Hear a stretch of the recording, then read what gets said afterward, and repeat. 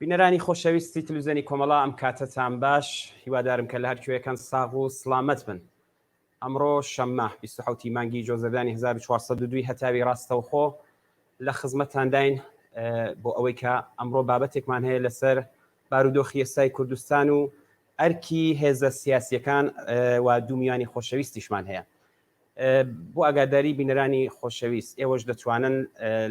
لەم قسە و باسی ئەمڕۆماندا بەشدار بن بەو ژمارە تەلەفۆنی کە لەسەر شاشەی تەلەڤیزیۆنەکەتان دادی بینن. ئێوە دەتوانن پەیام و ڕاو بۆ چوونی خۆتان باس بکەن یا پرسیارێک ئەگەر شتێک بوو بینێرن بۆمان، ئێمەش لەگەڵ میوانانی ئازیز لێخێنە بەر باس و لێکۆڵینەوە. هەر وەک ئاگادارن بارودۆخی ناوچەکە بەگشتی و ئێران بە تایبەتی زۆر ئاڵۆز و پڕ لە ئەگەری جۆرا و جۆرە بۆ داهاتوو ڕوودانی ئاڵوگۆڕ. ئێران سەرڕای ئەو گشتە کێشە و قەیرانە نێوخۆیانەی داوێنگیری بووە دەست لە گرتن، زیندانیکردن یان ئەعدامی نێران و کەسانی تر بە بیانی جۆرا و جۆر هەڵناگرێت. خەریکی ئاژاوەگێڕیە لە ناوچەکەدا بە هاو ئاهەنگی لەگەڵ دەوڵەتانی تری داگیرکەری کوردستان، خەریکی پیلانگێڕیە دژ بە خەڵکی کوردستان، دەستکەوتەکانی لە هەرێمی کوردستان و بۆ شارخستنە سەر حیزبە سیاسیەکانی ڕۆژهەڵاتی کوردستانی جێگر لە کوردستانی عێراق و شێواندنی ژینگەی سروشتی ناوچەکە بە بیانووی بوونی نێرانی لە دارستانەکاندا. سەرڕای ئەم بارودۆخەش دژایەتیکردن و یەک هەڵوێست نەبوونی حیزبەکانیش کێشەیەکی ترە. ئەمانە و هێندێک بابەت و پرسیاری تر لەگەڵ هەردوو میوانی بەڕێز و خۆشەویست کە لە بەرنامەی ڕاستەوخۆی ئەمڕۆماندا بەشدارن هاوڕێیان بەڕێز کاگە ڕەفیق حسەین پەناهی هەڵسوڕاوی سیاسی و کاگە ئاکۆ ئەنوەری ببورن ئەندامی کومیتەی ناوەندی کۆمەڵا دەیدەینە بەر باس و قسەکردن. بەڕێزان کاگە ڕەفیق و کاگە ئاکۆ هەردوو لا زۆر زۆر بەخێر بێن. زۆر سپاس بەوەی کە لە بەرنامەی ڕاستەوخۆی ئەمڕۆماندا بەشدار بوون و ئامادە بوون. سەرەتا منیش سلااوم هەیە لە خزمەت ئێوە و بینەرانی خۆشەویستی کۆمەڵە تیڤ و هەروەها کاک ئاکۆی خۆشەویست میوانی بەرنامەکەتان. منیش لە خزمەتانە. زۆر سپاس. منیش ڕێزسلااوم هەیە بۆ ئێوە و بۆ بینەرانی خۆشەویستی تەلەڤیزیۆنی کۆمەڵا، هەروەها بۆ کاک ڕەفیقی ئازیز و خۆشەویست. خوشحاڵم کە لەم بەرنامە پێکەوە ئەم باسە لێکۆڵینەوەی لێک. بەڵێ زۆر سپاس بۆ هەردوو بەڕێزان کاگ ڕەفیق و کاگ ئاکۆی مەش خۆشحاڵین کە بەشدارن لەم بەرنامەیەدا. با لە کاگ ڕەفیقەوە دەست پێ بکەین. کاگ ڕەفیق، خۆتان ئاگاداری بارودۆخی ئێستای کوردستان هەن. پێم باشە بزانم هەڵسەنگاندنی ئێوە لەسەر بارودۆخی ئێستای کوردستان چییە؟ چۆنی دەبینینەوە؟ بەڵێ جارێکی تر سلااوم هەیە لە خزمەت ئێوە و هەروەها بینەرانی خۆشەویستان. یانە لێکدانەوەی بە تایبەتی بارودۆخی کوردستان بەگشتی و ئێران بەگشتی و کوردستان بە تایبەتی پێویستی بە تایمێکی یەکجار زۆر هەیە، بەڵام ئەوەی لێرە گونجاو بێت ئاماژەی پێ بدەین بە بڕوای من پاش کەسبوونەوەی شۆڕشی ژینا کۆماری ئیسلامی وەخۆ کەوتووە لە ناوچەکە بە تایبەتی لە دەرەوەی خۆی خەریکی ئەوەی فارسواتنی تەنشزۆداییە وەک خەریکە مۆناسباتی خۆی لە دەوروبەری خۆی لە ناوچەکە خەریکە تەنزیمە کاتەوە و دنیا هێوەرە کاتەوە بۆ ئەوەی لە ناوخۆوە سەرکوتی ئەم شۆڕش و ئەم بزوتنەوە گەورەیە بکات. وەکیش دەبینین بە تایبەتی گوشارەکان ئەو جێگایی کە هەڵەگەڕێتەوە بۆ سەر خەڵک لە ئیعدامکردن، لە گرتن، لە تۆقاندن، لە هەڕەشە و بڕەشە و لە هەموو شێوەیەک کەڵکی وەرگرتووە لەو ماوەیە بۆ ئەوەی پێش بەم شۆڕشە بگرێت. دەزانین کە شۆڕشی ژینا شۆڕشێکی یەکجار بەرین و بەرفراوان بۆ من بەش بە حاڵی خۆم دەتوانم ئەوە بە قەتعیەتەوە باس بکەم لە مێژووی لانیکەم 100 ساڵی ئێران بەملاوە هیچ شۆڕش و هیچ سەرهەڵدانێک بەقەدەر شۆڕشی ژینا هەمەگیر جەهانگیر و بە ناوەڕۆک مۆدەرن و پێشکەوتوو نەبووە. ئەمە کولی پایەکانی کۆماری ئیسلامی هێنایە لەرزە و بەڕاستی کەلێنێکی گەورەی خستوە نێو کۆماری ئیسلامی چ بە لە حازی مەشروعیەتەوە کە دەسەڵاتەکەی بردووەتە ژێر پرسیار، چە لە ڕووی کولتوری و فەرهەنگی و سیاسی و ئەوانەوە پاشەکشێکی گەورەی بە کۆماری ئیسلامی کردووە. بۆیە کۆماری ئیسلامی لەم بارەوە هەوڵەدا کە خۆی کۆبکاتەوە و ئەم شۆڕشە سەرکوت بکاوە باسم کرد. بۆ ئەمەش دەزانین هەمیشە بە تایبەتی چۆن شۆڕشی ژینا لە کوردستان سەری هەڵدا و تەبیعەتەن کوردستان مەکۆی ئەم ئاخێزە گەورەیە بوو کوردستان توانی ئەو پۆتانسیێلە گەورە مێژوویەی خۆی لە شۆڕشی ملمانگەکانی ڕابردووە ڕوو بە دنیا و ڕوو بە کۆماری ئیسلامیش بروز بدات. ئەمە وای کردووە کە کۆماری ئیسلامی زۆرتر زەخت بکاتە سەر کوردستان و هێرشەکان بە تایبەتی ئەو جێگایە کە بە سەختەفزاری بە میلیتاریزەکردنی کوردستان و هێنانی هێزێکی بەربڵاوی ئەسکەری و نظامی بۆ سنوورەکان و هەڕەشە و گۆڕەشە و فشارهایەکی قانونی لەلایەن دەوڵەتی عێراق لەلایەک و لەلای تریجەوە بەهێنانی چەکی قورس و ئەو هەڕەشانەیە کە لەلایەن فەرماندەهان و مەسئولینی کۆماری ئیسلامیەوە بۆ سەر ئەحزاب و بۆ سەر خەڵکی کوردستان لە ئارادایە. بەگشتی ئەمە بە عقیدەی من تیتروار دەتوانێت کۆمەڵێک شت ئاماژەیە پێ بکەیت، بەڵام ئەوەی گرنگە بە بڕوای من ڕۆژانە بە شێوەیەکی ڕوتین کۆمەلگا و شۆڕشی خەڵک بەردەوامن لە شۆڕشی خۆیان کە نمونونەکان یەکجار زۆرن. لە زیندانەکان دەبینین کە پەیام و مەسجێکە لە زیندانەکان دێتە دەرەوە لەلایەن بەندیەکانەوە نیشان لە زیندوو ڕاگرتن و وورەیەکی قایمی خەڵکیە. لەلایەکتەوە بنەماڵە و کەسوکاری گیان بەخت کردووان لەسەر تاسەری کوردستان بەگشتیەوە بە تایبەتی لە ئێرانیژا، بەڵام لەسەر تاسەری کوردستان هەڵقەهایەکی وەسیعیان دروست کردووە و بە تەجەموعات و بە کۆڕ و بە ڕێزگرتن لە گیان بەخت کردووان و سەردانی یەکتر. ئەمە بۆ خۆی بەشێکە لەم پازلی ڕاگرتنی شۆڕشە وەک هەماکان بینیژمان بە تایبەتی لە ڕۆژەکانی ڕابردووە بینیمان خەڵکی شاری سەقزی خۆشەویست و تێکۆشەر بە ناڕەزایەتی دەربڕنیان بەدەستپەت تێکدانی گڵکوی زیندویات ژینا ئەمینی مانگرتنیان بەڕێوە برد کە بە عقیدەی من ئەوانە پەدیدەهایەکن نیشان لەوادەن کە کەماکان خەڵکی کوردستان و خەڵکی ئێران بەگشتی و بە تایبەتی خەڵکی کوردستان نەک پاشەکشیان نەکرۆ لە خەباتەکان بە پێچەوانە. ئەم ئەگەر کزبوونێک وجودی هەیە، ئەگەر لاوازبوونێک وجودی هەیە، ئەمە ئاگاهانە لەلایەن خەڵکی کوردستانەوە هەڵبژێردراوە کە دەتوانین لە داهاتوە ئاماژەی پێ بکەین و ئەوەش شی بکەیتەوە. بەڵێ زۆر سپاس کاک ئاکۆ. با من پرسیارێک ئاراستەی بەڕێستام بکەم لەوە دەچێت حکوومەتە داگیرکەرەکان ینی حکوومەتە داگیرکەرەکانی کوردستان یەکیان گرتوێ و پلانیان هەبێت، بەڵام ئێمە دەبینی حیزبەکانی کوردستان دیارە دروشمی هاو ئاهەنگی و کاری هاوبەش دەدەن. کێشەی ئەم حیزبانەی ئێمە چییە؟ بۆچی ناتوانن کاری هاوبەش بکەن ئەو جۆرەی کە پێویستە؟ وەڵێ کاگەمێر هەروەکو کاکڕفیق ئاماژەی پێدا دۆخی کوردستان دوای شۆڕشی ژینا ئەگەرچی بەظاهر یا وەکو دەورانی خودی شۆڕشەکە و شۆڕشە لە ئارادا نییە کەس بووە، بەڵام خامۆش نەبووە. وەکو نیگەرانیەک لەلایەن کۆماری ئیسلامیەوە هەیە کە جارێکی تر ئەمە سەر هەڵ بدات بە شێوەی ڕێکخراوەی تر، جەماوەری تر، و نەگەرانە لەوەی کە جارێکی تر ئەم سەر هەڵدانە ئەم ئاخێزە لە کوردستان دەست بکات هەر وەک جاری تر. بۆیە ئاماژەی پێدا کۆماری ئیسلامی لە دەرەوەی خۆیەوە لە وڵاتانی تر خەریکی سازش تەفاهم بەسەر مەسەلەی بەرنامەی هەستەیی لەگەڵ عەرەبستان تەنانەت لەگەڵ ئیسرائیل دەنگەوەیەوە هەیە، بەڵام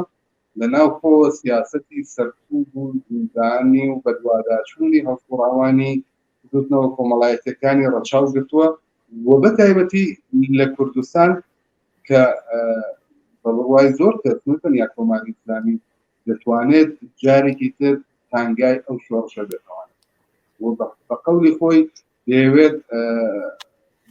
لە نیشەوە ئەم شۆڕشە سەرکوب بکا و بە تەواوەتی بیخەوێنە هەر بۆیە لە کوردستان ئەوەی کە دەسەڵات داگیرکەرەکان لە هاو ئاهەنگیان تایبەت بە ئێستاوە نییە. لە دوای پەیماننامەی لۆزانەوە کە کوردستان دابش کرا لە دەبینی ئەو چوار وڵاتە و ئێستاش لە سەروبەری خۆدانی ساڵوەگەڕی ئەو پەیمانە بە قەولێک نمگینە عەلەیهی خەڵکی کوردستانین. ئەم وڵاتانە هەر نەو ماهیەتی کیان بوو بێت، هەر نەو دەسەڵاتی کیان بوو بێت، هەر نەو دەسەڵاتداریەتی حکومڕانی کرد بەسەر تورکیە و ئێران و سووریا و عێراق، بنسبة مەسەلەی خەڵکی کوردستان لە اتحادێک لە هاودەنگیەکی تەنانەت ڕانەگەیەندراوی شابوون پێکەوە دەستاش هەرەوە هەیە دەستاش دەبینی تورکیا و ئێران و سووریا و عێراق ئەوە خەریکە لە لەم چەند ڕۆژەی ڕابردووە ئاگادارم بە ناوی مبارزە لە عەلەیهی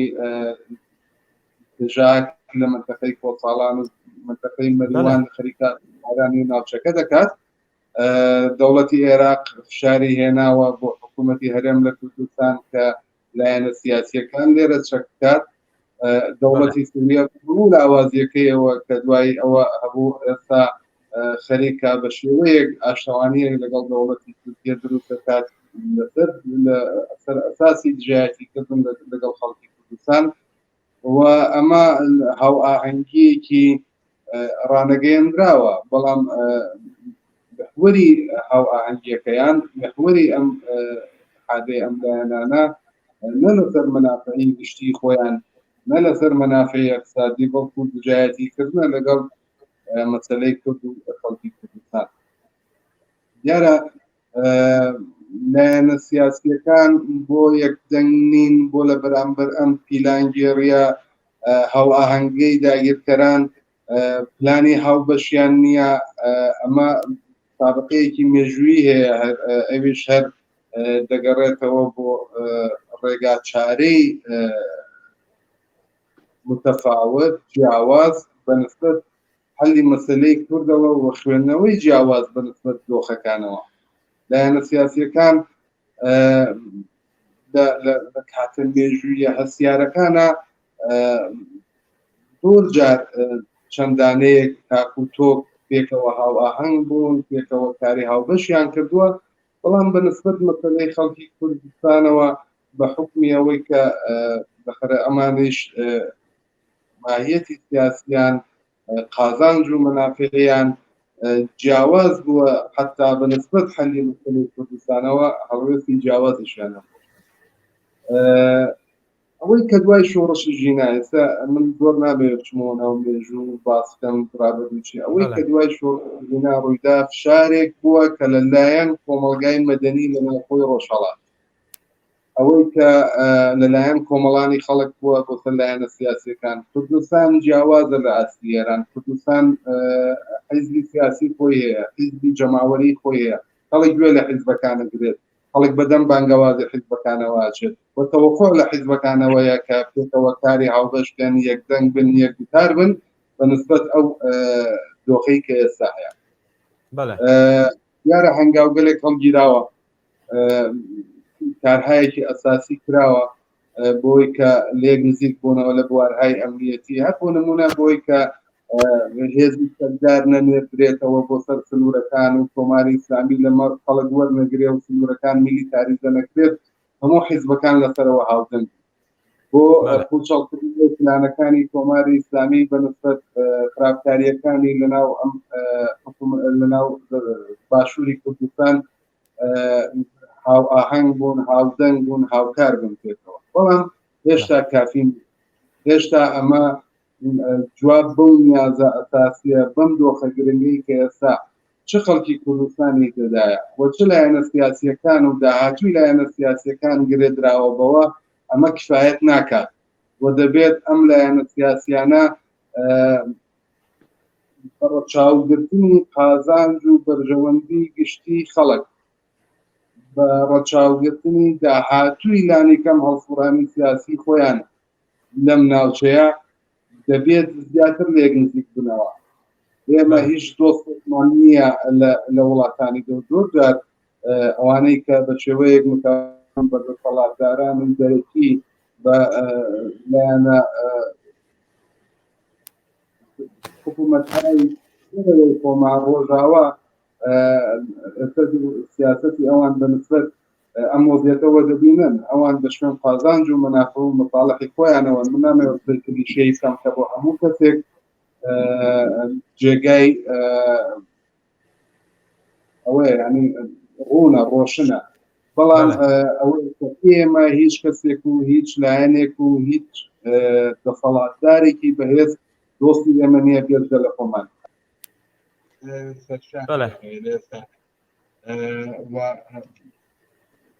دەبێت ئەوە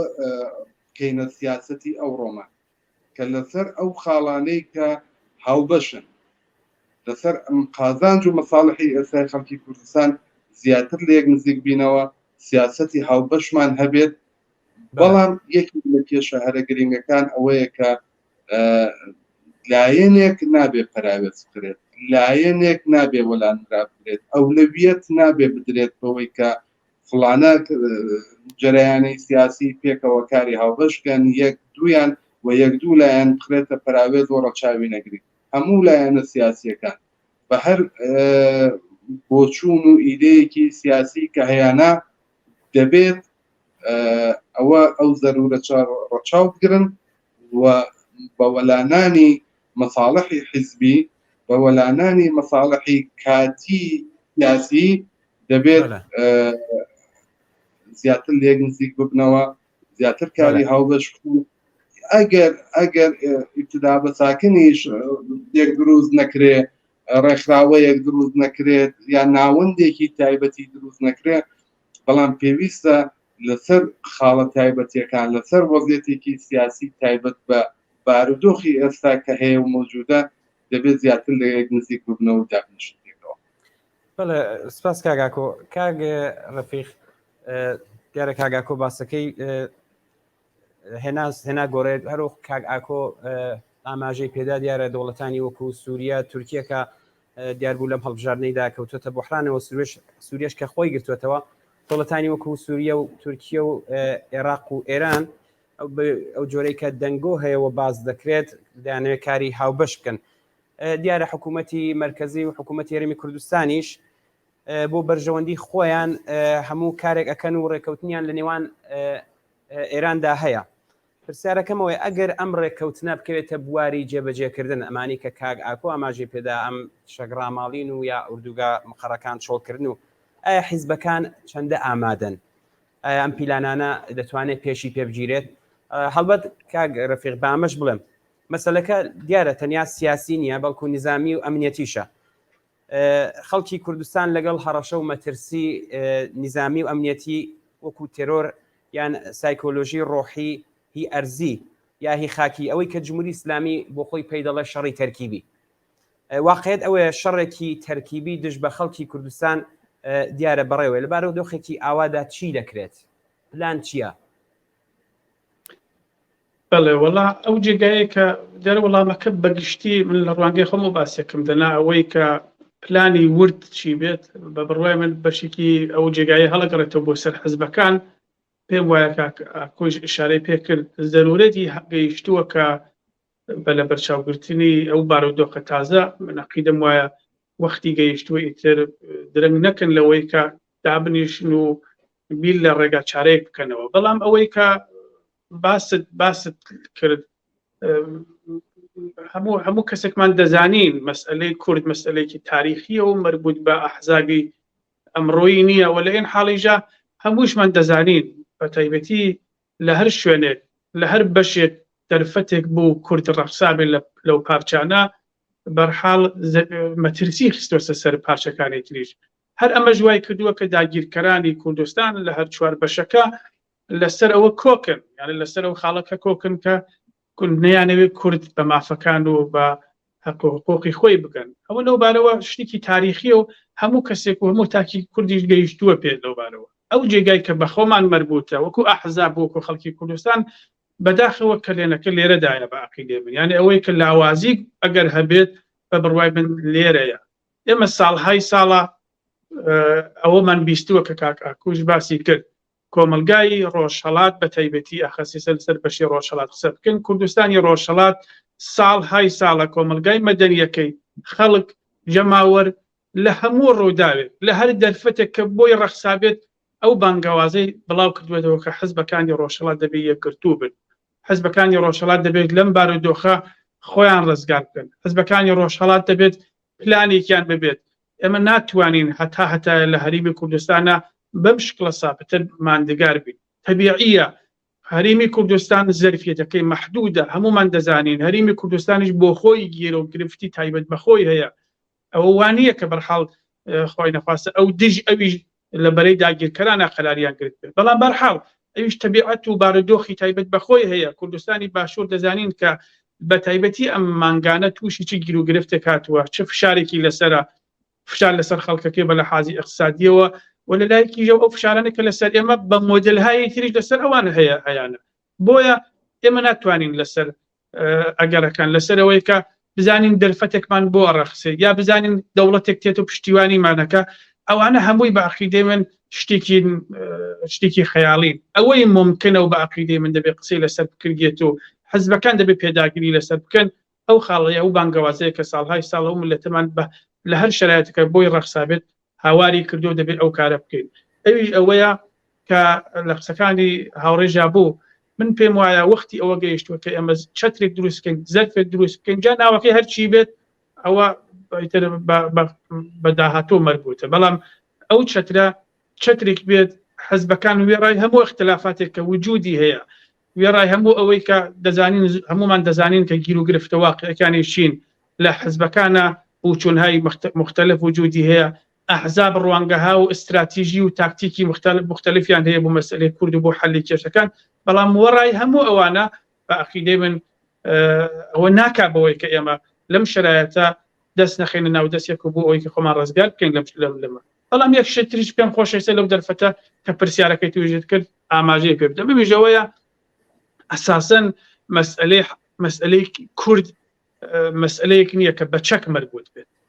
دیارە چەک زۆر گرینگە چەک یەکێک لە پرستیژەکانی کوردە کە کورد لە ناچاریە پەنای پێ بردووە وەکو شاخ وایە بۆ کورد شاخ و چەک و ئەسلحە دوو کەرەستە بوون کە کورد زۆر خزمەتی بە کورد گەیاندووە و کورد پەنای پێ بردووە بۆ ئەوەی کە نەفەوتێت ئەمە زۆر گرینگە وەکو هێمایەکی لێ هاتووە کورد دەبێ ڕای بگرێت و بە هەموو هێزیەوە و سمبۆلە و هێمای ڕابگرێت هەرچیکی بۆ ئەکریت پێم وایە ژینگەی نظامی لە ڕوانگەی نظامی و دەڵم ژینگەی نظامی کوردستانی ڕۆژهەڵاتیش بەشی ئەوەندەی تایە کە هێزی پێشمەرگە بتوانێت خۆی ڕابگرێت بەڵام ئەوەی گرنگە بە عەقیدەی من دەبێت ئەتکای زۆرتری لەسەر بکرێت ئەو بزوتنەوە جەماوەریانەیە ئەو جونبشە مەدەنیەیە ئەو خەباتە مەدەنیەیە کە لە ڕۆژهەڵات لە ئارادایە پێم وایە ئەوە سەرمایە گەورە و ئەوە ڕزگاری دەری نەهایی ملەتەکەمانە لە ڕۆژهەڵات و ئەمە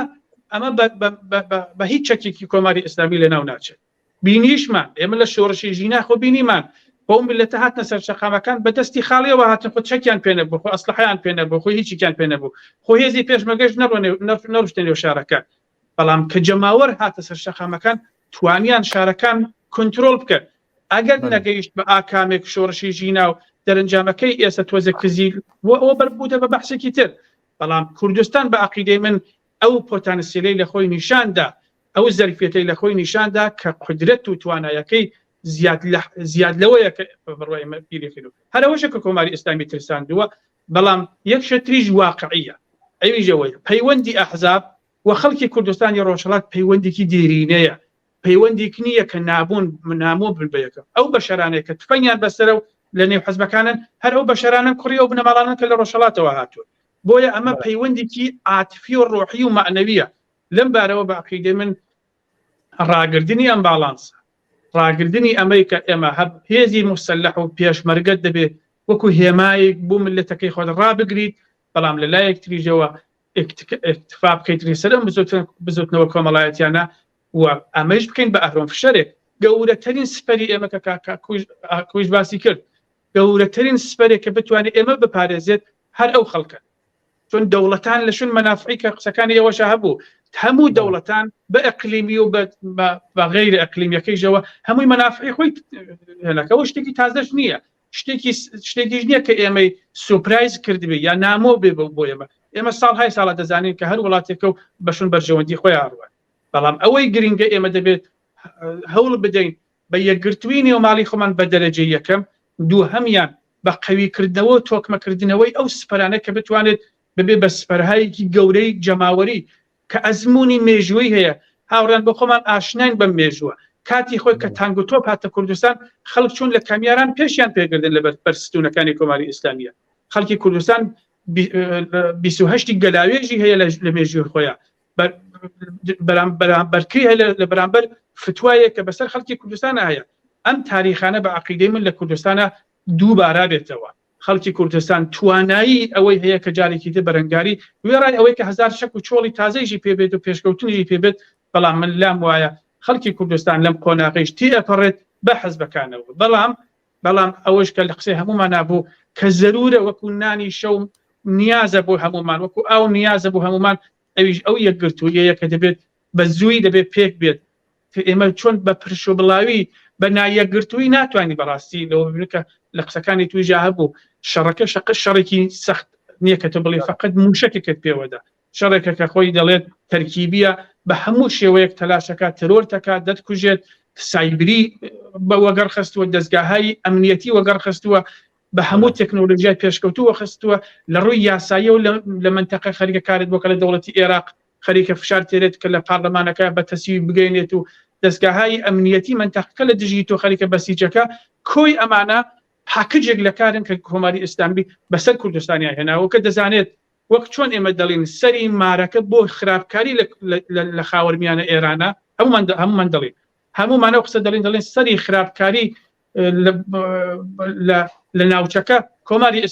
کۆماری ئیسلامی دەزانێت دەواازەی ڕاپەڕین کوردستان، ئەمە دەزانێت هەموو کەسە دەزانێت دەیەوێت ئەم دەواازە ببەستێت، دەیەوێت ئەم دەواازە بشکنێت، دەیەوێت کورد ئەو پۆتانسیلەی تیا بشکنێت، ئەو هەیمنەی تیا بشکنێت کە نەتوانێت جارێکی تر تەحەڕۆک نیشان بدە لە ئەگەرەکانی ئایندا. کە من پێم وایە ئەوەی بۆ ناچتە سەر کۆماری ئیسلامی ئەزمموی مێژوویش نیشانی داوە بۆی ناچتەستەوە بۆی نادوێت، بەڵام بە هەر حاڵ ئەوەیش نابێت لەبیر بکەیت زرۆفەکە بێن نەهایەت حساسە و ئەو حساسیەتە تەبیعەتەن بە عەقلیش بە دەراتەن فقط بەوە نییە کە دەبێت ئێمە پەنا ببین بە لایەنێکی مەسەڵەن چەکداری ئەوانە، دەبێت بە عەقڵ و بە منتیق و بە تێگەیشتن و بە کەڵک وەرگرتن لە ئەزمموی خەباتکارانەی خۆمان و خەڵکەکەمان و ملەتەکەمان من پێم وایە دەتوانین لە کۆناغیش تێپەڕێن. بەڵێ کاک ئاکۆ دیارە کاک ڕەفیقیش باسی کرد، باسی تەکنۆلۆژی شەڕی کرد. بینەرێکی شەر پرسیاری نردووە کە دەڵێ ئەم جۆری کە بە خۆتان باستان کرد هەیە ئەم دەنگۆیشەیە کە گۆیە تورکیا و ئێران ئۆپراسیۆنێکی هاوبەشیان هەیە دژ بە پژاک و پەکەکە کە لە قەندیلەوە شەڕەکە دەست پێ بکە، هەروەک کاک ئاکۆ باسی کرد لە کۆساڵان ئاماژەی پێدا پرسیاری کردووە. یەکی لە پرسیارەکانی خۆشم هەر ئەوەیە باز لە تەکنۆلۆژی شەڕ دێت، شەڕی ئەلان بۆتە درۆن و موشک، کاری حیزبی عەلەنی ئێستا دیارە وەکو پێشوو نابێتەوە لە بارگاکانی ئێستا دیارە کەمێک ناممکن بووە، بۆ چی دەکرێت؟ چ پلانێکەیە بۆمە؟ ئەگەمێ لە قسەکانی کاک ڕەفیق بەوازە هات کە چەک بۆ ئێمە یعنی هێمایە نەوعێک لە تاکتیکا بۆ دفاع، نەوعێک لە مبارزەیە و هەمووی نییە. ئەساسی کاری ئێمە کاری ڕێخستن و پەرسەندنی ئەو خەباتە جەماوەریەیە کە ئێستا لە ناو کوردستان هەیە و ئیتفاقاً نیگەرانی کۆماری ئیسلامیش هەر لەوەیە. تۆ چاولەکە کۆماری ئیسلامی کاناڵەکانی سەر بەسپای پاسداران لە میدیاکان یا بەم ڕۆژگارە لەو شەڕە تەبلیغیە کە لەگەڵ دەسەڵاتدارانی بۆ نمونە ئەمریکا و ئیسرائیل پێشتر عەرەبستانوانەی کرد هەموو ڕۆژێک ڕوونماییەکە لەنەوەیەک لە درۆنی تازە، لەنەوەیەک لە موشک، لە قابلیەت‌های نظامی خۆیان، یعنی دەسەڵاتێک بەم هێزە نظامیە زەبە لە حەوا بڵێ نەگەران بێ لەو چەکەی کە بەسەر شانی پێشمەرگەی کۆمەڵەوە هەیە لە وردایەکە دانیشتۆوەیە سەش بەپێی سیاسەتێکی مشەخص بەکاری ناهێنێت. تەبعەن وانە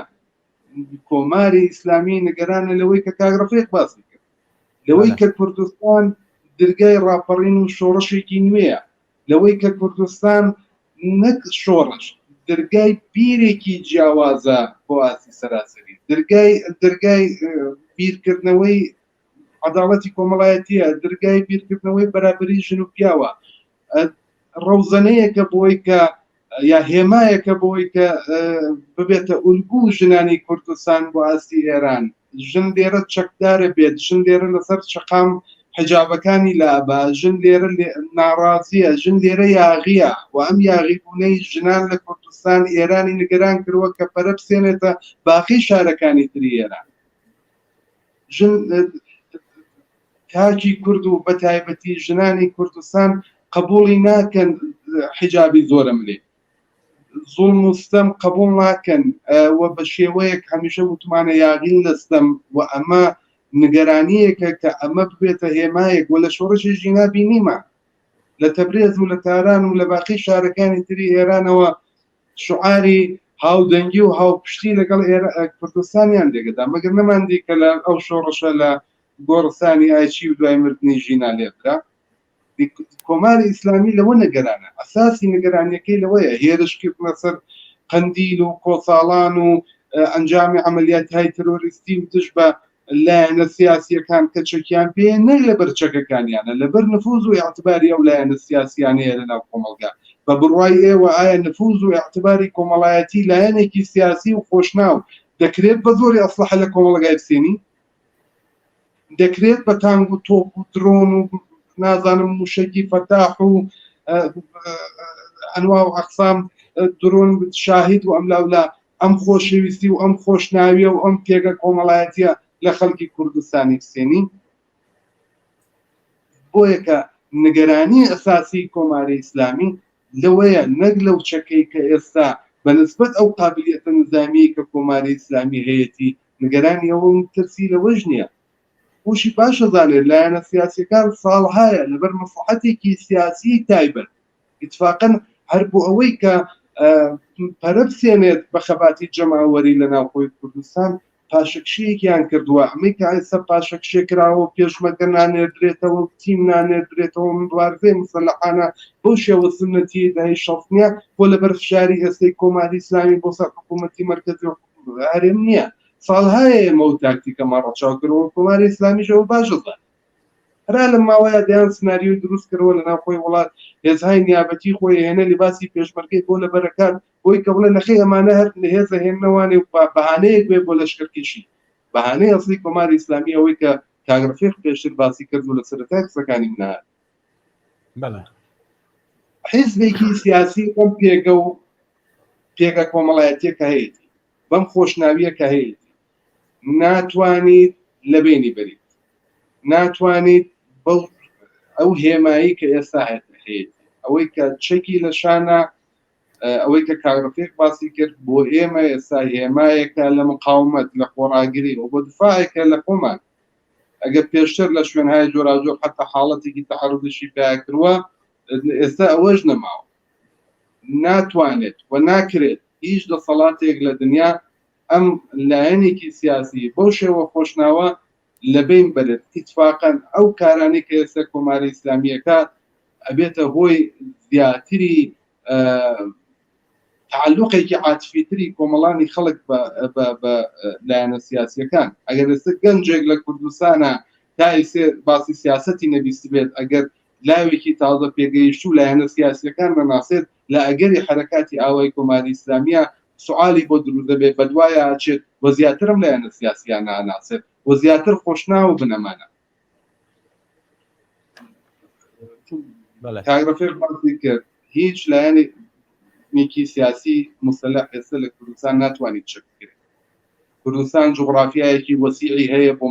بۆ مانوەڕدان وە جێگە گۆڕین لە مێژووی خەڵکی کوردستانە کەم لایەنی سیاسی بووە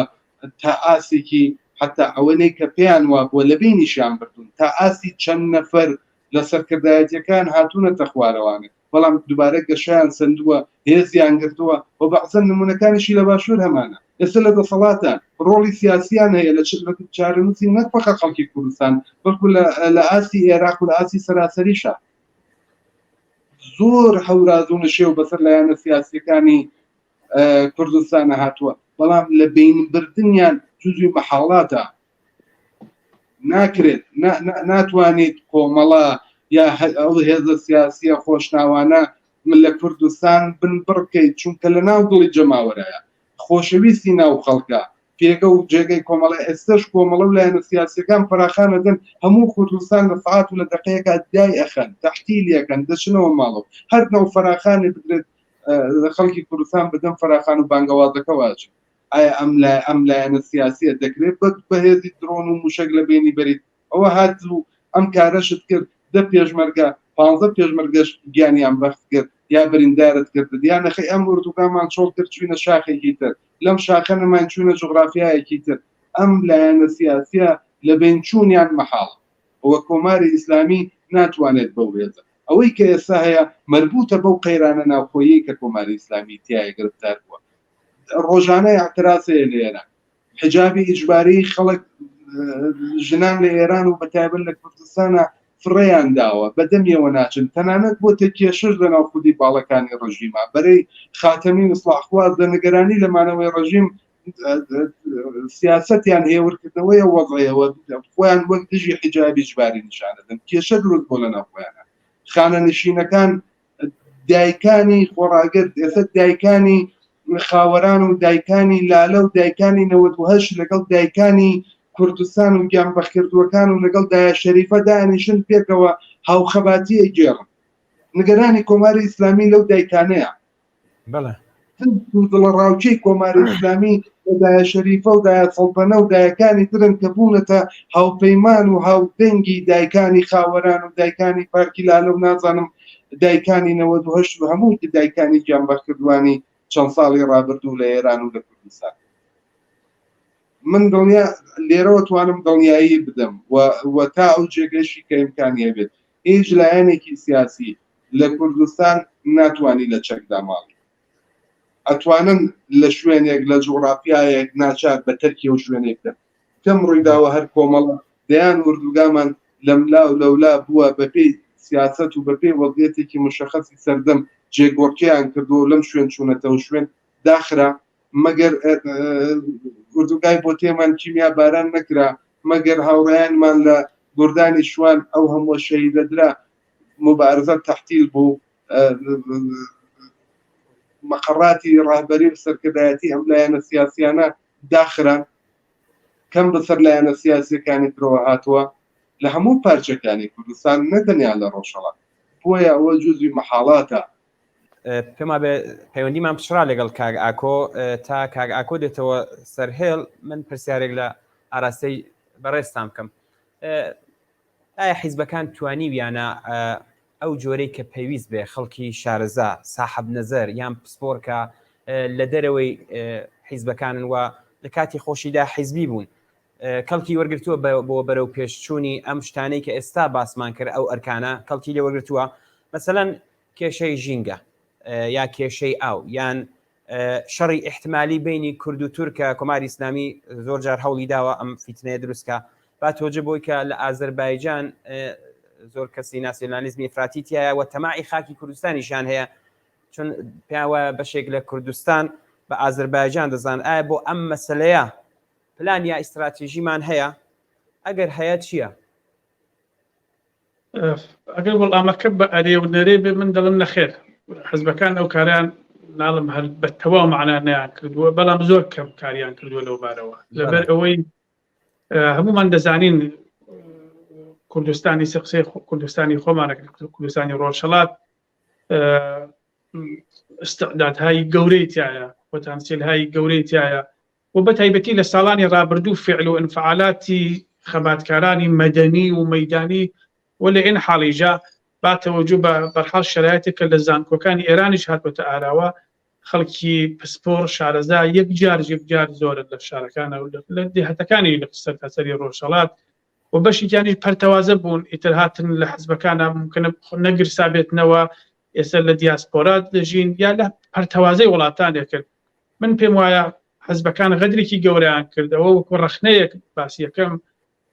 غەدرێک کراوە لەو بارەوە ئێمە نەمانتوانی بەو جۆرەی کە ببووە لەو زەرفێتانە استفادەمان کردا کە کەم نین خەڵکی شارەزا خەڵک کە هەر مەسەڵەن بۆ خۆت باست کرد لە بواری ژینگەییەوە کە دەزانین ژینگە پارێزی لە کوردستان بۆ خۆی شتێکە بەڵام ئەو جێگای تحقیقات بکە لێکۆڵینەوە بکە ناوەندێکی استراتیژی و لێکۆڵینەوەمان ببێت بۆ کوردی ڕۆژهەڵات بۆ قەیرانی ژینگە مەسەڵەن بۆ ڕووداوەکان بۆ حتا بۆ ڕووداوی سیاسی و بۆ فعل و ئەنفعالاتی سیاسیش پێم وایە ئەوە کلێنێکی گەورەیە و حزبەکان پڕیان نەکردوێتەوە. هەر حزب بۆ خۆی لەم لەولەولا ممکنە شتێکی کرد بێت، بەڵام شتێکە خزمەتێکی گشتی بگەێنێت کە تۆ بتوانیت هەموو ئەو قشرانەوە کە تۆ باسیەکەی بیبینیتەوە و ئیسفادەیان لێ بکەیت. بە بڕوای من زۆر کەم لەم بارەوە کار کراوە. دەزاننیش زۆر خەڵکن تەمایلی حزبیان نیە، زۆر خەڵکن لە دەرەوەی حزبەکانن، زۆر خەڵکن ئەساسەن ناچنە نێو چوارچێوەی حزبی و یا بە هەر دەلایلێکە ممکنە بە خۆیان مربوط بێت. بۆیە وەزیفەی حزبەکانە کە بتوانێت زەرفێکیان بۆ دابین بکە کە بتوان ئەوانیش ئێمە مەسەڵەن لە میدیا لە ڕاگەیاندن زۆر لاوازین لەو بارەوە. ئەو میدیانەی کە هەمانە هەمووی میدیای حزبی و بەرحاڵ وێڕای هەموو ماندووبوون و هەموو زەحماتێکە بە ڕەنجی پێشمەرگایەتی و بە زەحماتی پێشمەرگایەتی و خۆبەخشانە بەڕێوەچێت. بەڵام بە عقیدەی من لە دەرەوەی ئەحزاب خەڵکی پسپڕ و شارەزا هەیە کە دەتوانین کەڵکی لێوەرێت و بە زۆر بوارێکیش بۆ ئەوانە. و لە این حاڵیجا دەزانی مەسەڵەن کەیسە لە پرسیارەکەی توی جابوو باسی مەسەڵەن ئەو مناتقانت کرد کە تورک و کورد پێکەوە ژیان دەژین. دیارە بەشێک لە کۆمەلگا بۆ خۆی ئەوانەی حەل کردووە. بە بڕوای من ئەگەر کدورەت ها و ئەگەر بەرحاڵ زەخمێک وجودی هەیە لە مێژووی ئێمە کۆمەلگا خەریکە تیماریەکە لە شۆڕشی ڕابردووە، شۆڕشی مانگەکانی ڕابردووە. ئێمە ئەومان بە چاو خۆمان بینی کە لە زانکۆکانەوە ئەو دروشمانە و پەیامانە و مسجانێک کە بڵاو بوو ئەوە بە ئاشکرا بەیانی ئەوە بوو کە بەرحاڵ ئەو اختلافاتە لە مابینی کورد و تورک و ئەو جۆرێک کە بە تایبەتی کۆماری ئیسلامی لە توولی نزیک بە 44 ساڵە هەوڵی داوە چ بە مەزهەب چەوە بەرحاڵ بە مەسائلی تریش تەلاش بکە کە نێوان خەڵک یعنی کۆمەلگاکە تێک بدا نێوان کورد مەسەڵەن لە نەغەدا لە ورمێ لە ئەولا بەرەو مەناتقی کرماشان و ئیلام ئەوانە لەو شانانەیە کە پێکەوە ژیانی کورد و غەیرە کورد هەیە. دەزانین کە زۆر شتی تاریخی لە تاریخی ئێمەجا شتی ناخۆش هەیە، بەڵام لەم سەردەمە بە عقیدەی من شۆڕشەکە لەگەڵ خۆی ئەوانەی حەل کرد. چۆن ئەم شۆڕشە ئاکۆش باسی کرد هێندە مۆدەرنە لە ڕوانگەی منەوە، هێندە مۆدەرنە، هێندە پێشکەوتووە بە ناوەڕۆک، هێندە ئینسانیە دەتوانێت زۆر شت حەل بکە. هەموو حربەیەک هەموو دارێکی لە دەست کۆماری ئیسلامی داخستووە و هیچ بیانوێکی نەهێشتوێتەوە بۆ ئەوەی کە دژمنانی تو کەڵکی لێوەربگرێت. شۆڕشەکە هێندە پاک و خاوێن و بێگەردە لەم بارەوە. لە ئین حاڵە کە مەسئلەی ملی وەکو کورد مەترەحەکە و نایشارێتەوە مطالباتی خۆی بەیان کردووەکوونەتەوەیە کە زەڵمی لێکی بۆ ستەمی لێ کراوە. لە ئین حاڵیجا لایەنی ئینسانی لایەنی مەسئلەی ژنان کە ئاکۆ بە دروستی زۆری لەسەر تاکید کرد مەسئلەی ژنانەوە زۆر شتی پێشکەوتنی لە دەرونی خۆیان بوو ئەمانە خزمەتی کردبەوە. لە شوعارەکانە لەبیرمان تێکە ئەیان بێت ئەیانوتەوە چزانم کورد و تورک برای یەکن، کورد و بەلوچ برای یەکن، کورد و ئازەری برای یەکن. یان ئەخر بە پێچەوانەکەی ئەو مسجانە ناڵم هیچ خەتەرێکیش نییە، بەڵام بە بڕوای من ئەقلیەتی ئەم شۆڕشە ئەقلیەتێکی زۆر مۆدەرنە و ئەمە تازە ناگەرتە بۆ دواوە، تازە پەنا ناباتەوە بە شەڕ و بەو مەترسیانە مەگەر لە دەرەوەی سنوورەکان کە ئەوەیش تۆ باس کرد. مەترسی هەیە کە بۆ نمونە مەسەڵەن تورکیە تەماحێک پیاکە بۆ مەسەڵەن مەناتقەکە کورد تورکنشینن یا کەتی وڵاتان. ئەوەش پیشبینیەکەی ئەستەمە کە تۆ بتوانانی ئێستا و پیشبینی هەموو شتێکی بکەیت. بەڵام من پێم وایە مناسباتی داخلی خۆی و خەڵکی کوردستان و شۆڕشەکان دەتوانێت بەر بەو ئاسیبانەش بگەڕێ و مەترسیانەی کە لە دەرەوەیە کە تەبیعیە. بە بڕوای من مەترسی هەیەک لە دەرەوەی سنوورەکان هەمیشە وجودی هەیە، هەمیشە بینیمانە بۆ مەترسی نەبوو لەلایەنی مەسەبیەکان تاکە مەسەبێک بۆ نمونە مەسەبیونێک کە لە کوردستانە ئەوەی کەنە ئەم لەگەڵ شۆڕشەکە کەوتن زۆر مەسەبین هەمومان بنەماڵەکانمان مەسەبی بوون و کەسوکانمانی مەسەبی بوون، بەڵام ئەوەی کە لە دەرەوە تەلاش کرا و کۆماری ئیسلامیش چراسەوزی بۆ هەڵکرد بوو کە مەسەبیونێکی تۆنڕەوی بە نێوی سەلەفیگەری کە بێن و برشتە سەر و گوێلاکی خەڵکە لە مەریوان کردیان لە سنەکردیان لە شارەکان کردیان. ئەوانە هەمووی بە عقیدەی من لە دەرەوەی سنوورەکان پێتەزریق کراون بەو جنبشانە و بە خەڵکی ئێمە. بۆیە بەعید نییە و پێم وایە هەتایژە لە دەرەوەی ئێمە مەترسی هەیە بۆ سەر خەڵکی کوردستانە بۆ ئەوەی کە ئەو شۆڕشانە و ئەو دەرفەتانە و ئەو شتانەیە کە وەکو ئیمتیاز شۆڕشەکە بەدەستی تێرێت ئەو لەباری ببە. بەڵام ڕواندنەوەی ئەو مەترسیانە بە عقیدەی من دەبێت هەر کامی و لە تایمی خۆیان بەڕەسی بکەیت چۆن پیشبینیەکەی تۆزە سەختە. ئەوەی گرنگە بە بڕوای من لە قسەکانی پێشویژما بوو ئەوەیە کە ناڵم ئیتر هیچ شتێک جێگای مەترسی نییە، بەڵام ئەوەی تا ئێمڕۆ بینیمانە ئەوەی مشاهدەمان کرد لە مانگەکانی ڕابردووە ئەوەمان پێ دەڵێ کە لە دەرونی خۆیان ئەم شۆڕشە مەترسیەکانی ڕەواندووەتەوە هیچ حساسیەتێکی نەهێشتوێتەوە زۆرمان بینی کە ممکنە دواترەکانیش بڕنە سەرەوە بەحسانە ئەگەر مەجال ببێت بینیمان کە فاشیست و بەنێوی چوزانم زۆر تەلاشیان کرد تەجزیە تەڵەب کرد تەجزیە تەڵەب بن زۆر قسەی لابەلا هاتنێەوە بەڕاستی تەسیراتی دانیان لەسەر بەعزە لە مەناطقی ئێرانیش لەسەرەوەی کە شۆڕشە کەسب بکاتەوە بەڵام ئەو جێگایی کە مربوطە بە بەتنی کۆمەڵگاکە و بەتنی شۆڕشەکە من پێم وایە متەرەقیبوونی ئەمە پێشکەوتون خوازانەی ئەم شۆڕشە بە عەقیدەی من هەموو شتێکی وەلاناوە و دەیشبینین مەیدانی ڕۆژهەڵات مەیدانی خەڵکی ئێران یعنی معترزینی کۆمەلگا لە ناوخۆ بێنەهایەت متەفاوتن لەگەڵ معترزینێک کە لە دەرەوەی سنوورەکان وجودیان هەیە ئەمە سەرمایەکی گەورەیە و پێم وایە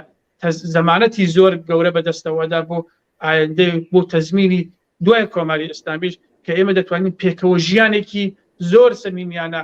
کورد و تورک و عەرەب و هەر وڵات هەر لەتەوەیەک و هەر ئاینزایەکە لە کۆماری ئیسلامیە بە هەر عەقیدە و مەرامێکەوە بێت ئێمە بتوانین دەوڵەتێکی مۆدەرن و پێشکەوتوو کە شیا و شایستەی ئەو ملەتە ستەملێکراوەی خەڵکی ئێران و کوردستانیش بێت دروست بکەین من ئاوای ئەبینم پێم وایە مەترسیەکان زۆرن بەڵام مەترسیەکانی دەبێت بە تەقویەت و بە بەهێزکردنی جەماوەر و بەهێزکردنی شۆڕشەکە بیڕەوێنیتەوە. بەڵێ کاگ ئاکۆ دیارە پەیوەندیمان لەگەڵ بەڕێستان پچرا لە قسەکانتدا بینەرێکیش پرسیارێکی کردووە کتێتی ڕایسڵاو ڕێز بۆ میوانانی ئازیستان کاگ ئاکۆ باسی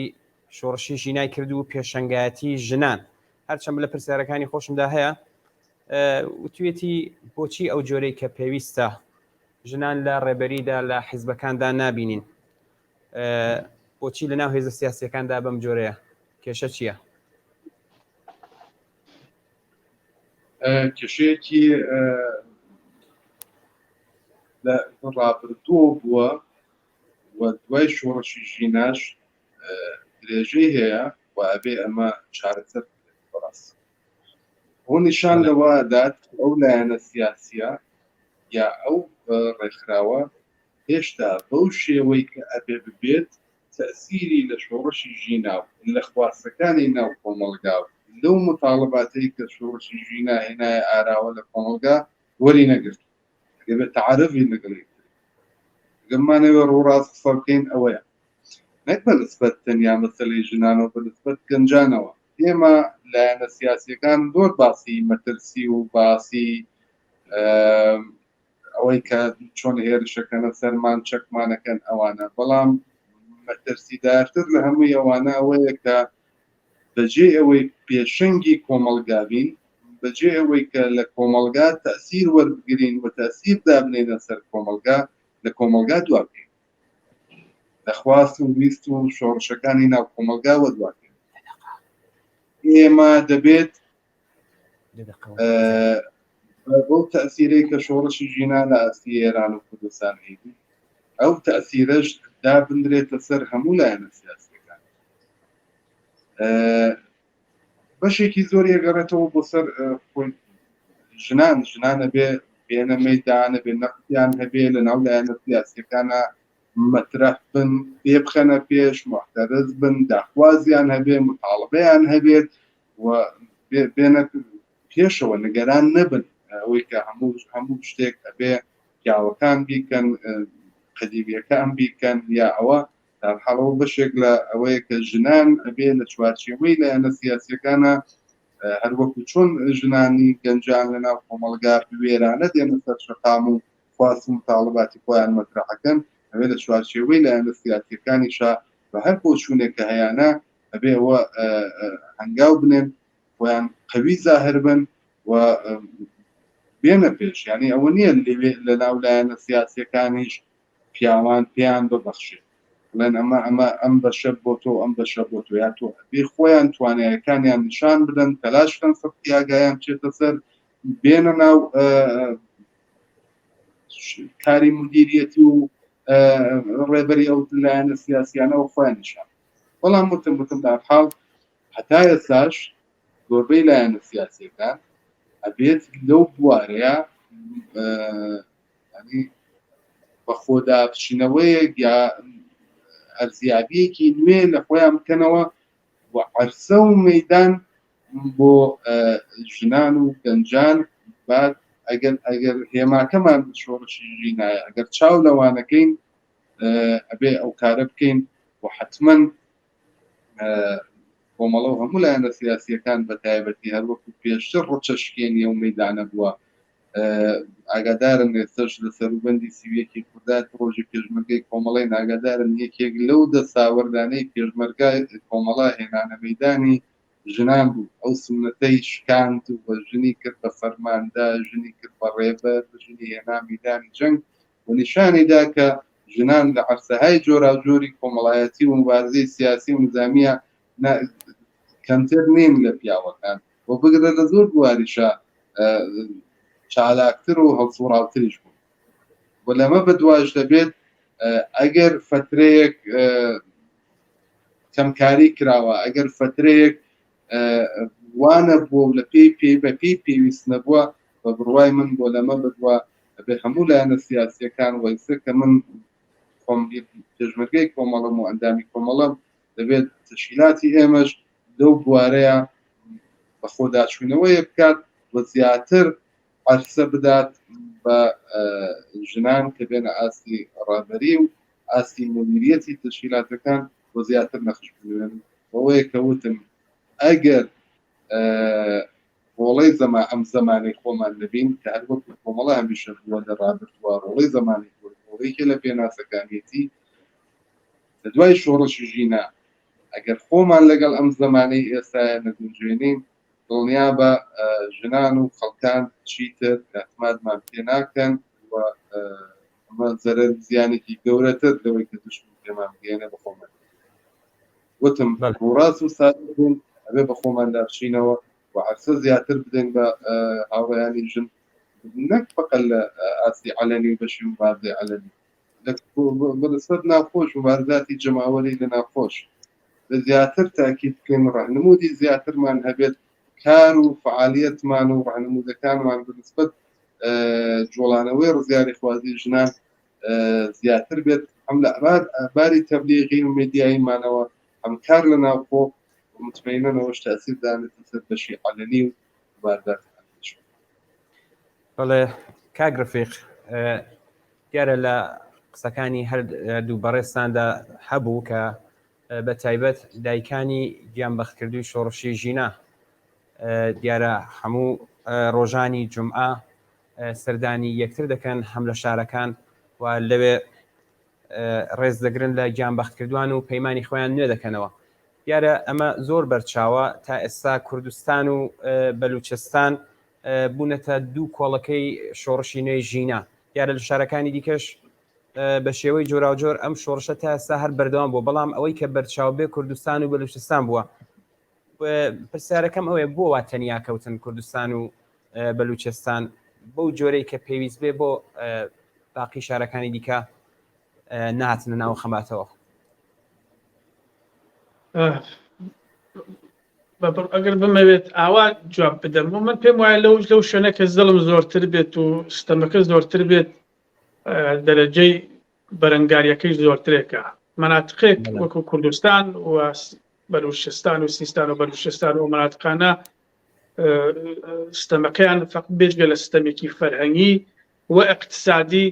و ستەمێکی ملی و مەسەویژیان بەسەرا هەیە. مثلا لە بەلوچستان و سیستان و زاهێدان و ئەو مەناتقانە جۆرێکە لە کوردستانیش ئیتر پێ ئاشناین دەزانی کە متەفاوەتە بۆیە و هەردوو لایش بە تایبەتی بۆ کوردستان بەگراوەندی هەیە کە ئیتر بۆ خۆمان دەزانین کە مێژووی خەباتی بێجگە لە خەباتی پێشمەرگانە و خەباتی مسلحانە و بەرحاڵ هێزی سەختی کورد لە ڕۆژهەڵات بەڵام خەبات و تێکۆشانی مەدەنی جەماوەری ڕێخستن لە کوردستان سابقەیەکی دیرینەی هەیە و لە ئێن حاڵیژە دەزانین کە مەسەڵی سەر لە پرسیارەکەی تویژە باسی دایکان بوو دایکان هەمیشە لە شۆڕشە نەخشیان بۆ تازەگی نییە کە تۆ بڵی مەسەڵەن پەدیدەیەکی تازەیە لە کوردستان لە جونبشی کوردستانە لە بزۆتەوەی شۆڕشگەڕانەی گەلی کورد لە ڕۆژهەڵاتە ژن لەلایەک بەڵام دایک وەکو جایەتە دایکی شەهیدە یا دایکی پێشمەرگەیە دایکی خەباتکارە ڕۆڵێکی زۆر کاریگەریان هەبووە لە شۆڕشەکە زۆرێک ممکنە ئێمە نەستەی تازەتر بین بەڵام بە بیرەوەری ئەوانیان بۆ گەڕابکەینەوە زۆر نماتەن ئەسن بە نێو مەشهورن بەسەن کە دەڵێن دایکە سنەی لە نێو ئەدەبیاتی سنە و دەوروبەرە ناسراوە دایکە سەدان و بگرە هەزاران دایک کە خزمەتیان بە شۆڕشەکە کرد بوون بە پەیکی شۆڕش نامەیان دەشاردەوە و هەزینەیەکی زۆریاندا بۆیە شۆڕشی دایکانە لە کوردستان شۆڕشێکی تازە نیە کە دەڵێ پەتیدەیەکی تازەیە بەڵام جەدیدەن بە تایبەتی لە 1-2 ساڵی ڕابردوو دەزانین کە لەسەر تاسێری ئێرانیش دایکانی دادخواه پەیدا بوون کە زۆریش مثبەتن و زۆری ڕۆڵی کلیدیان بووە لە بەرحال لەسەر شۆڕشەکە لەسەر تاسەری ئێرانە ئەمە لە کوردستانە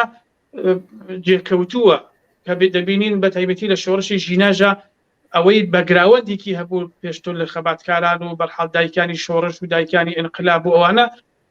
ئەم شۆڕش لە شۆڕشی ژینا دوای پاشەوەی کە کەس بووە شۆڕشەکە ئێستا ئەمان خەریکی جۆڵاندنەوە خەریکی بوژاندنەوەی جا بە یادی ڕۆڵەکانیان سەردانی یەکتری دەکرد کە باستان کرد سەردانی یەکتری نەکەن سەردانی شارەکانەکەن ئەمە جۆرێک ئیدامەدانی ڕێبازی منداڵەکانیانیژە جۆرێک ئیدامەدانی ئەو ڕێبازەیە کە ئازیزانیان بووی گیانی بەخت کردووە لە بەلوچستانیش کە دەزانین سیستمی بەرحاڵ ئەگەر چی مەذهب لەوێ زۆر زاڵ بوو و هەر جمعەیەکیش بە ئەوەش ئاماژە پێ بدەین هەر جمعەیەکیش شتی تازەتر و نوێ ئاوەری تازەتر لە ئەدەبیات و لە مخاتبی لە خەتابی بە تایبەتی مەرجعەکانیانەوە نیشان لەوادا کە یەواش تا هاتووە وێڕای ئەوەی کە سازماندەیەکی قوی لە پشتە لە ئین حاڵەژە خەریکی یەواش متەرەقیتر و لایەنی مەذهبیەکەی کەمتر و خواست و مطالباتێکی پێشکەوتوانەیەکی پێ زیادەکە کە بە بڕوای من ئەمە زۆر گرینگە و زۆر مهمە بە تایبەتی لەم سەردەمە بۆ ئەو مەناتخانەیە کە مەذهبەکە زۆر زاڵتر بوو بەسەریانە بەڵام لە کوردستانیژە کوردستان ژینگەیەکی سیاسیە سابقەی مبارزاتی و ڕێکخراوەیە ئەحزابی متعددی تایە و ڕێکخراوهای مەدەنی یەکجار زۆری تایە هاوڕیان بۆ خۆمان دەزانین کە ئەنجومەنهای ئەدەبی ڕێکخراوها و ژینگە پارێزی NGO-ەکان و سەدان و هەزاران کۆڕ و گروپی چکۆلە و گەورە لە ڕۆژهەڵاتە ساڵهای ساڵە لەم مەیدانە خەریکن خەباتەکەن ئەوانە ئەمڕۆ پێگەیشتون ئەوانە ئەمڕۆ بەعقیدەی من دەستیان داوە بە دەستێکەوە کە ئەو شۆڕشە ڕابگرن بەڵام با یەک شتیش لە پرانتزێکە باس بکەین ئەو جۆرەیە کە بۆ سەرتاسەری ئەگەڕێتەوە ئەوان ئەو زەعفە گەورەیان هەیە ئەو وان نییە کە بەسەڵەن خەباتکاریان نەبێت ئەو وان نییە کە بڵێ لەسەر تاسەری فەقەت لە کوردستان و بەلوچستان خەباتکار هەیە یا خەبات بەردەوامە ناخێر زۆر جار ئەوەش وەکو سەرکۆنەیەک پیان وتراوە من بۆ خۆم تەرەفداری حقیقەتەن تەرەفداری ئەوە نەبووم کە کورد سەرکۆنەی ئەوان بکە بڵێن ئێرانیەکان هیچ نین ئەوانمان بیستوەتەوە ئەوان ئەو تایبەتمەندیە کە لە کوردستان و لە مەناتقێتەرا هەیە ئەو تایبەتمەندیە لە تارانان نیە مەسەڵەن بۆ نمونە لە شارە گەورەکانان نیە بەڵام خەباتکارانیان یەکجار زۆرە ئێوە دەیبینن کە کچەکانیان سپیدێ قوریان و دەیان کچی ئاوا لە زیندانەکانە خەریکن مقاومەتەکەن نامەی زۆر ئاشکرا ئەمڕۆ دەیگرن ئەمڕۆ ئازادیەکەن هێشتا سواری سیارەکە نەبوو بڕواتەوە بۆ ماڵەکەی خۆی جنێوەدا بە ڕەهبەری کۆماری ئیسلامی و دەیخەنەوە زیندان من پێم وایە ئازادی خوازانی ئێرانی پڕپڕە خەڵکی پێشکەوتن خواز و مبارز یەکجار زۆرە لەسەر تاسەری ئێران و لە شارە گەورەکان پڕپڕن لەوانە بە کچ و بە کوڕەوە بەڵام ئەوە حقیقەتێکە کە بە ئەندازەی کوردستان و بە ئەندازەی ئەو مەناتخانەیە کە سیستان و بەلوچستان ڕێکخراون نییە ئەوان ڕێکخراویان نییە ئەمە زەعفێکی گەورەیە بە ئەوانەوە دیارە و ئەمتیازێکی زۆر گەورەی مێژوویە کە خۆشبەختانە ئێمڕۆژ کەڵکی لێوەرەگرین بەشێکی بەرهەمی زیند و ڕاگررتنی شۆڕشەکەمان ئەمڕۆ لەم ڕۆژانە ئەوەیە کە کوردستان ئەو زەرفەتەی هەیە خۆشبەختانە دایکان و خۆشکان و برایان پێشووتر وانە بوو عەزیزان بۆ خۆتان ئەزانن پێشووتر وانە بوو سەرکۆنا کرات زۆر خانەوەدە کە ئێستا کاک ئاکۆ بە لوتفەوە باسی دایکدایە شەریفەی کرد ئێمە لە ڕۆژەکانی ئەوڵەوە پێم خۆشەوەی لەو بەرنامە ئەگەر ئیجازە بدەن ئەو تیکەش هەر باس بکەم ڕۆژانی ئەوڵ کە ڕامینی حسێن پەنایی برامان کە ئەعدام کرابوو زۆر خەڵک پیان دەوتی کاکە واز لە دایکتان بێت دایکتان پیرەژنێکە تەمەنێکی ڕۆشتووە با بڕوا لە ماڵەوە دانیشێت ئەمەیەکە ئەم کولتورێکی غەڵەتە لە کووردا قوڕپێوان و کولتوری لە کونج دانیشتن لە ماڵ دانیشتن زۆر هەڵەیە دایکان و باوکان و بنەماڵەی گیان بەخت کردووان نابێ بڕۆن پاش لە دەستانی ئازیزادیان بڕۆن لە ماڵەوە دابنیشن و ڕەش پۆشن و تەعزیە بگرن و بڕۆن لە ماڵەوە دابنیشن بە پێچەوانەکەی ئەوان دەبێت ببن بە درێژە دەری ڕێبازی منداڵەکانیان و حەق ببن بەو وەرچێلە ببن بەو مەحامیەیە کە کون و کەلەبەری قانونی دنیا ئەگەڕن بۆ ئەوەی کە مافی مناڵەکانیانە مافی بە ناحەق ڕژاوی خوێنی کوڕەکانیان وەربگرنەوە ئەم کولتورە لە کوردستانە جێکەوتو خۆشبەختانە خەریکە لە سەر تاسەری کوردستان پەرە ئەسێنێت و دەبێت بە شتێکی گەورە کە هیوادارم ئەوەش پێویستە بۆترێت من پێم وایە ئەوانە خۆجۆشن یەکێک لە خستەتە هەرە بەرجەستەی مانەوەی ئەوانە ئەوەیە کە نابێت دەستێوەردانی حزبی ئەوانەی تیابێ ئەوانە خەباتی مەدەنیەکەن و ئەوانە لە ژینگەیەکی مەدەنیە خەباتەکەی خۆیان ئەبەنە بەرەوە هەرچەند کۆماری ئیسلامی تەحمڵێکی ناکە بینیمان ئەو ڕۆژەی کە ڕۆشتن بۆ سنە بۆ سەقز و بۆکان گرتیانی بەڵام بە هەر حاڵ ئەم ڕەوشێکی زۆر مهمە و من پێم وایە خزمەتێکی گەورەشی کردووە ڕۆحیەی داوە ورە و تینی بەخشیە و بە خەڵکی تر چاولێگەریکی دروست بووە دایکێکە بینێت دەزانێت کە تێدە وێنەی بڵاوەکەنەوە عکسی بڵاوەکەنەوە فیلمی بڵاوەکەنەوە تەشویقیەکەن ئەوە تەشویقێکیشە بۆ دایکی تر بۆ شەهیدێکی تر بۆ خانەوادەیەکی تر کە هەزار بنەماڵەی شەهید و گیان بەخەتکردوون لە ڕۆژهەڵات وجودی هەیە کە من پێم وایە خانەوادەکانیان دایکیان خۆشکیان برایان کەسوکاریان دەبێت ڕۆڵی گەورەیان ببێت لە ئەم ڕۆژانەی خەباتی مەدەنی لە ڕۆژهەڵاتە. بەڵێ بەڕێزان کاک ئاکۆ و کاک ڕەفیق من 10 دقە کاتی ئیزافە وەرگرتووە ئەگەر هاوڕێیانی و تاقفەرمان بتوانن 5 دقەی دیکەی پێ ئیزافە بکەن من ئاگادار بکەن چون 2 پرسیار ماوە کە بتوانین پرسیارەکان تەواو بکەین کاک ئاکۆ بابێمەوە لای بەڕێستان شەبەکەی جاسووسی و تێرۆری ڕژیم پەرەی سندووە خۆتان ئاگادارن دیارە خۆشتان لەم بەشەدا کار دەکەن دەستگای جاسووسی و تێرۆری حکوومەت چۆن کار دەکات؟ دیارە لەم دەورەیە هەموو دامودەستگاکانی سەرکوتی کۆماری ئیسلامی کەوتۆتە کار چ لە ناوخۆی کوردستان چ لە دەرەوەی کوردستان بەنسبەت لایەنە سیاسیەکان و هێزە سیاسیەکان لە ناوخۆی کوردستان و لە ناوخۆی ئێران بە تایبەت بەشی سایبری و تەجەسوسی کۆماری ئیسلامی لەم ماوەی ئاخرەدا بە شدت کەوتۆتە کار و ئیسفادا ئەکات لە هەموو ئەبزارەکانێک بۆ ئەوەی کە بتوانێت زاڵ بێت و کنترۆڵی هەبێت بەسەر پەیوەندیەکانی خەڵکانی ناوخۆی وڵات بە تایبەتی ئەوانەی کە سەوابقیان هەیە ئەوانەی کە بە شێوەیە گەڵانن جوودی مەحتەرەزینن هەڵسوڕاوانی بزنەوە کۆمەڵایەتین هەڵسوڕاوانی بزنەوەی کرێکاری و ژنان و باقی جوڵانەوە کۆمەڵایەتەکانی ترن و ڕەسەدی اطلاعات و پەیوەندیەکانی ئەوان لە ناوخۆی وڵاتەکە کە زۆر لە بوارەکانەوە ئیسفادەنەوەکەن هەر ئالەم ماوەیە هەواڵێک بۆ بڵاو بووە کە گوایە سامانەیەک هەیە بە ناوی سامانەی سیام یەکتا کە ئەم سامانە بەناو لە خزمەت خەڵکانێکایە کە ئەچن بۆ نمونە بۆ لای دکتۆر یا بێداشت کولی عەوارضهای نەخۆشی و زیاتر سامانەیەکە سەر بە وەزارەتی بێداشت مەسەڵەن تۆچی بۆ لای دکتۆرێک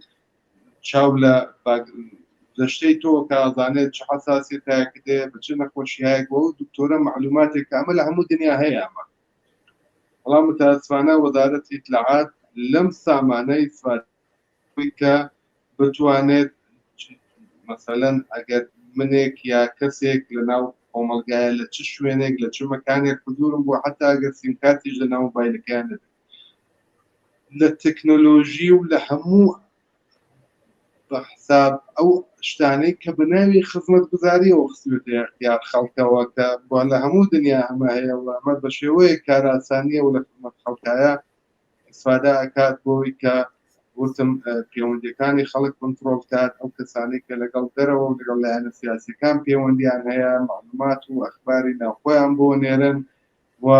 لەگەڵ دەرەوەی خۆیان لەگەڵ ئۆپۆزیسیۆنە لە تەماسان بە حسابی خۆی ڕەسەدیان کاو و فەزایەک لە خەفەقانی دروست کردووە کە بە شێوەی خەڵک نەگەرانە، خەڵک بەترسەوە بتوانێت تەنانەت لەگەڵ بنەماڵەکانی خۆشیان لەگەڵ ئازیزانی خۆشیان لە دەروی وڵاتە پەیوەندیان بەنسبەت لایەنە سیاسیەکانی شەوار وەکو جاران چۆن دێت تۆپ بارانی مەردەکانەکە، چۆن دێت درۆن باران یا پاڤات بارانی مەقەڕاتی لایەنە سیاسیانەکات لە مێژی شەو کارە کاوێت شکەماکانە و کارەی پەرست پێداوە، یعنی بە شێوەیە لە شێوەکان ئەوەی پەرە پێداوە نفوزی و کەسانی سەر بەخۆی ئەنێرێتە ناو لایەنە سیاسیەکان بۆ خراپکاری و بە شێوەیەک کاری تەجەسوس و دروستکردنی مەشغەڵە لە ناوان لایەنە سیاسیەکانە هێشتا بەشێک لە کارەکانیەتی و ئەگەر ئیمکانیشی بۆ بڕەخسێ هەروەک ڕابردوو لە ترۆر و لە ڕفاندنی هەڵسوڕاوانی سیاسی بەتایبەت لە دەرەوەی سنوورەکان و بەتایبەتی تر لە هەرێمی کوردستان دەست ناپارێت. تیمهای جۆراوجۆری لە ناوخۆ دروست کردووە، ئەمە شتێک نییە تایبەت بە ئێستای. ئەگەر لە ڕابردووە چاو لێ بکەن لە بۆمبگوزاری و لە ترۆرەوانە لە ویێن و مێکۆنۆز و بۆینەس ئایرس و فلستین و لوبنان و لە هەموو وڵاتانی دنیا کۆماری ئیسلامی بە شوێن و بە دوواداچوونی کردوە بە شوێن دایرانی خۆیان و تا ئەو جێگەیە بۆی ئیمکان بووە، تا ئەو جێگەیە فرسەتی بۆ ڕەخساوە، تا ئەو جێگە توانیوێتی لە حەزبی ئەوان دەستی نەپاراستووە و ئەم دەورە و بەتایبەتی دوای شۆڕەشی ژینە ئەمە یەکێک لە کارە هەرە گرنگەکانیەتی لە دنیای مەجازی. خۆمان دەزانین ئەرتەشێکی دروست کردوە بە ناوی ئەرتەشی سایبەری و لەو بوارەیە بە شدەت خەریکی کۆنتڕۆڵکردنی خەڵکە لە ناوخۆ و بە شدەت تاقیبی مخالفینی خۆیەکە لە دەرەوەی وڵات ئێستا لە ئاسی دنیاە، نەتەنیا لە کوردستان یا لە باشووری کوردستان. ئەوەش بەشێک لە سیاسەتێتی ئێمە بەتایبەت لایەنە سیاسیەکان لەم دەورانەی ئاخرا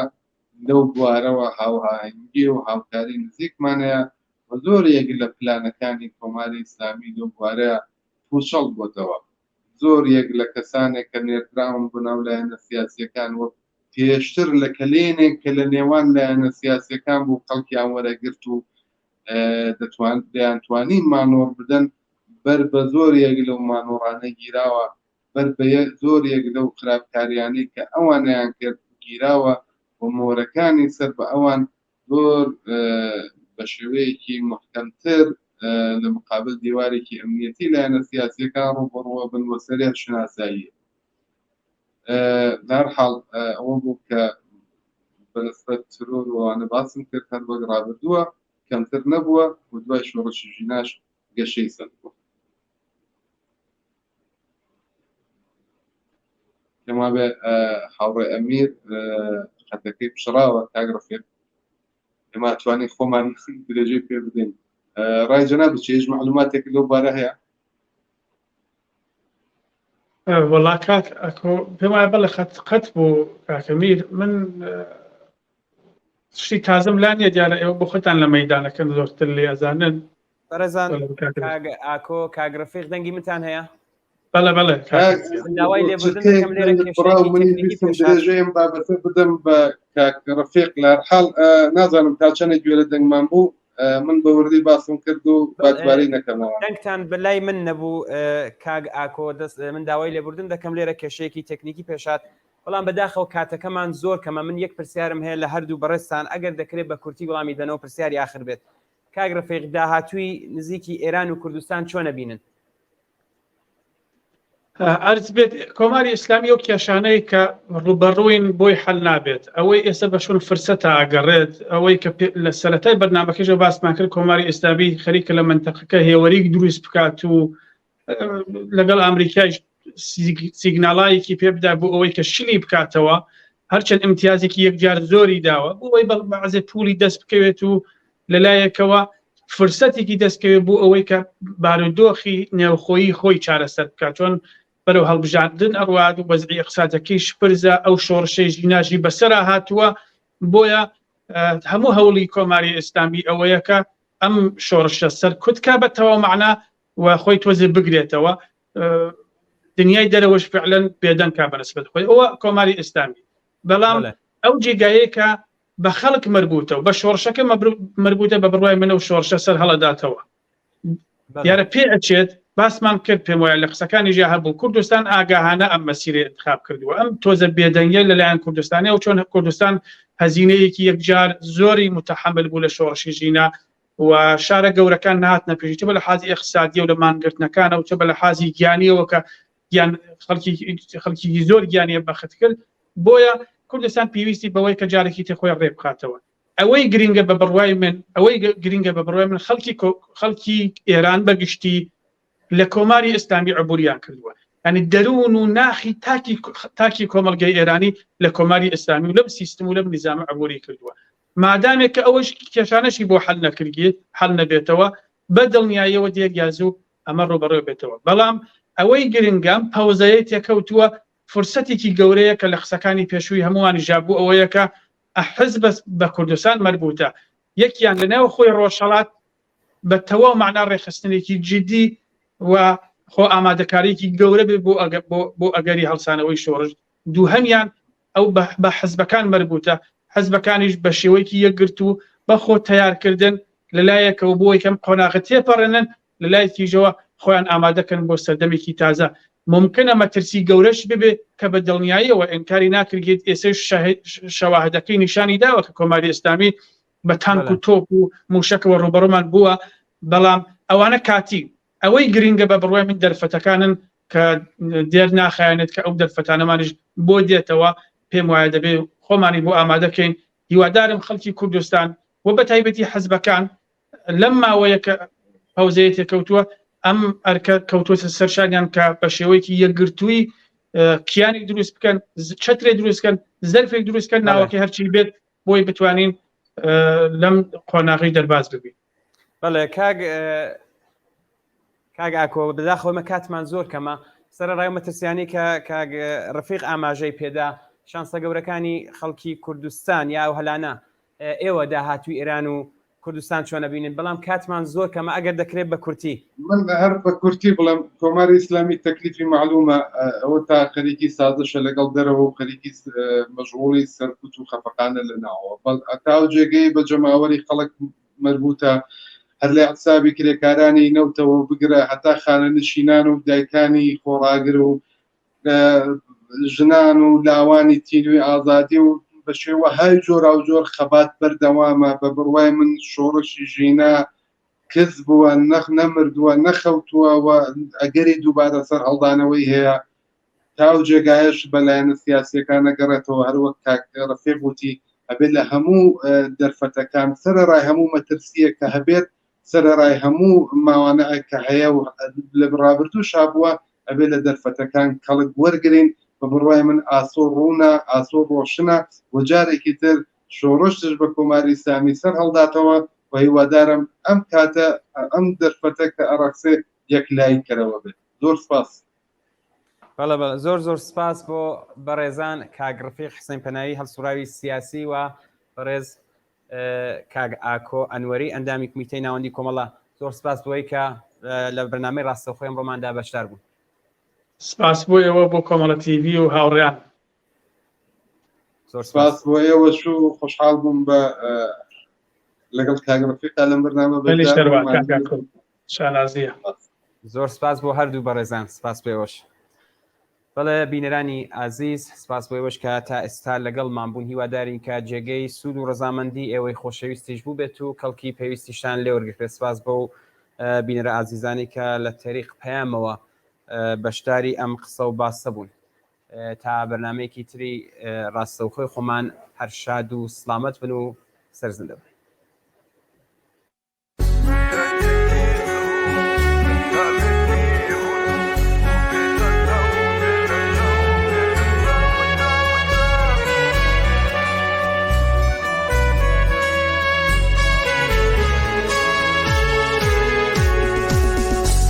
یەکی زوو هەتاوێکی ڕوون و بێ لە چاو بێ لە چاو بێ لە چاو چاو چاو ئەسمان گەشت بوو هاورێکی ڕەش هات دوژمن گەبار و یاسۆیدا و پارتیجانۆ مرتامی via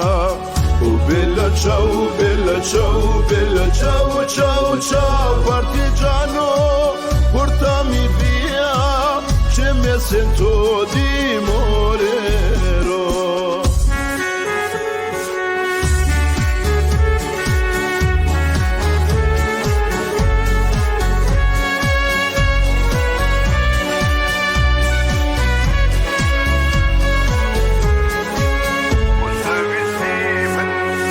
شویستی من گرمن شهید بوم و بلا چاو بلا چاو بلا چاو چاو چاو لسر ترمی من نکه تو شیوان لشوی نگارم بم نجا تو شوینی من بلینیم پیبدا و بلا چاو بلا چاو بلا چاو چاو چاو روژی سر کوتن ورا سر گورن مجدەی ئازادیم بۆ بێنا مجدەی ئازادیم بۆ بێنا